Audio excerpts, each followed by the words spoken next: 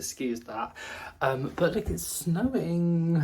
Anyway, I'm gonna go out today. I think I'm gonna go Coventry, but things might change because the buses just like to be. But anyway, this is going to be a review for Dead Poet Society, the book, and then I'm going to watch the film after, even though this did come after the film. But anyways, I am really reading this, but I don't want to bring this big book with me, so I'm bringing this little dinky one, and let's hopefully I can try and get a lot through it today. I don't know why I said that, but anyway, let's go. Yeah, a lot heavier than I thought.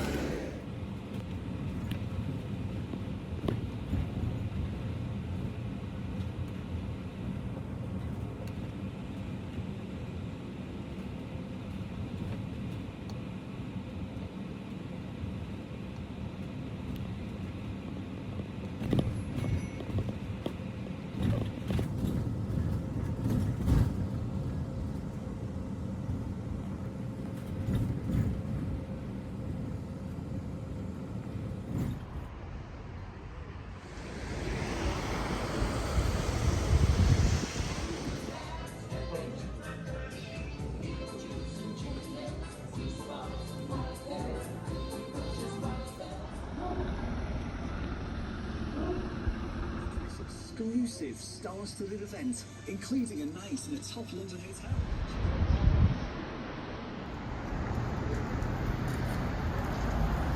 So I'm back.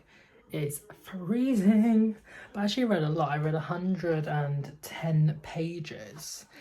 It's little, but like the writing is still small. I just think it's more condensed. But yeah, I'm enjoying it so far. I do think it's a little bit like basic the way it's been written, even though like it seems like it's trying a bit. But yeah, I think when I actually watch the film, it'll be better. I'll tell you what it's about after, because I've got quite a bad headache and I also haven't eaten anything all day. When it's like 9 o'clock and I left at like 9:30, so it's been 12 hours. Whatever. But anyways, I'm gonna go make something to eat and then maybe talk to you or not, I don't know. Anyway, we shall see. So I've just finished the book. It's the early hours of the morning, but yeah. Anyway, but I will review it maybe like tomorrow, but I'm just starting the film, so let's watch that and do another read, watch, review. It's a series.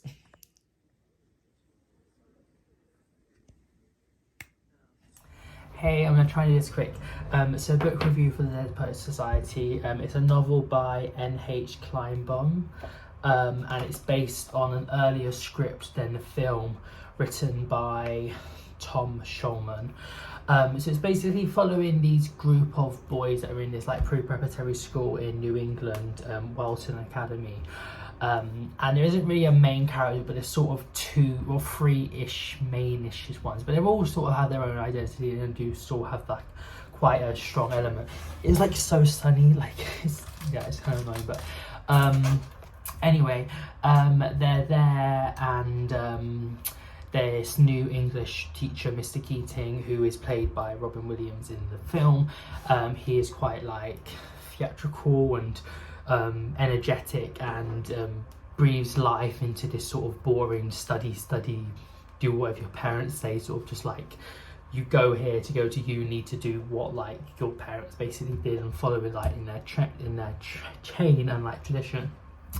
But he breathes this new life into them, and this idea of carpe diem and like seize the day, and these like thoughts that like, oh, you only have one life and you're all gonna end up as like insect food and like in the mud anyway. So you're only on the planet for a short time, and to make that time count, and how like things that like medicine and law or whatever sort of like make the world go round, but they're not really why you live. So it's sort of like they sustain life, but they like love and poetry and romance and things that spark joy are the things that you live for. And it's really like nice to see them changing, and they start up the Dead Poet Society, where they just talk poetry with each other and just like enjoy life in a way, in this sort of strict conservative like environment. And yeah, and then other things happen as well. Yeah, I enjoyed the book. I feel like it was not too bad. Some parts did read a little bit like stage directions, like they were like brought from the script in like some parts, not like that much. I did think she did do quite a good job of making it into like an actual novel. And yeah, I felt like it was quite interesting. I think for star rating, maybe like a 3.5.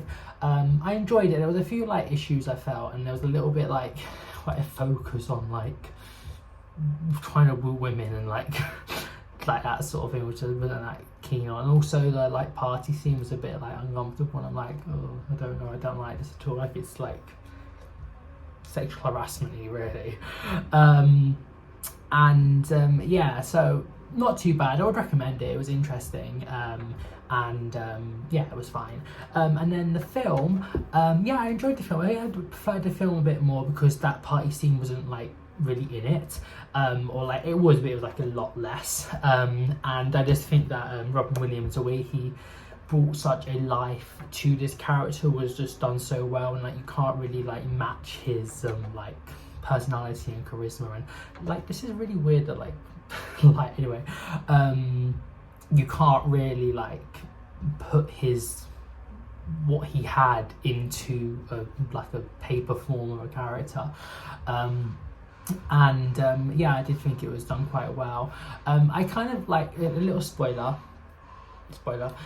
so there is like a suicide at the end of this book, and I think the way the book did it was a little bit better than the film, because it juxtaposes this time of all the friends that are in the cave and they're trying to think about like what's going to happen, and things like it starts with Neil dying by suicide because of the pressures from his family and the fact that he can't really pursue what he wants to do in life.